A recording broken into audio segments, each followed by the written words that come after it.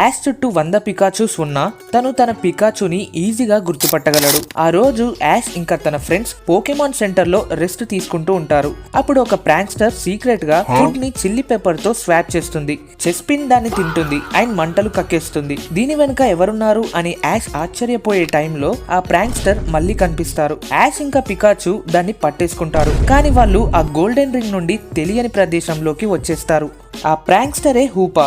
So హూపా ash ని తన Pikachu అంటే ఇష్టమేనా అని అడుగుతుంది. అండ్ యాష్ హెసిటేట్ కూడా అవ్వకుండా అవును పికాచు నా ఫేవరెట్ పార్ట్నర్ అని అంటాడు. ఆ నెక్స్ట్ సెకండే హూపా తన రింగ్స్ లో నుండి చాలా పికాచూస్ ని పంపిస్తుంది. అండ్ ఆ పికాచూస్ లో కొన్ని కాస్ట్యూమ్స్ తో కూడా ఉన్నాయి. ప్రతి ఒక్కటి యాష్ పికాచు లాగే కనిపించే ఆ గ్రూప్ లో యాష్ ప్రతి పికాచుని చెక్ చేస్తాడు అని హూపా ఎక్స్పెక్ట్ చేస్తే యాష్ మాత్రం కరెక్ట్ గా తన పికాచుని చూసి చేతిలోకి తీసుకుంటాడు. దీనితో హూపా ఓడిపోతుంది అండ్ ఏడవటం స్టార్ట్ చేస్తుంది. తర్వాత అన్ని పికాచూస్ కలిసి యాష్ పై షాక్ అటాక్ చేసినా కూడా మన స్ట్రాంగ్ యాష్ కి ఏమవ్వదు. లాస్ట్ లో యాష్ పికాచు ఒక లీడర్ లా ఆ 100 పికాచూస్ ని ఆ రింగ్స్ లో నుండి వాటి ప్లేస్ కి వెళ్ళమని పంపేస్తుంది.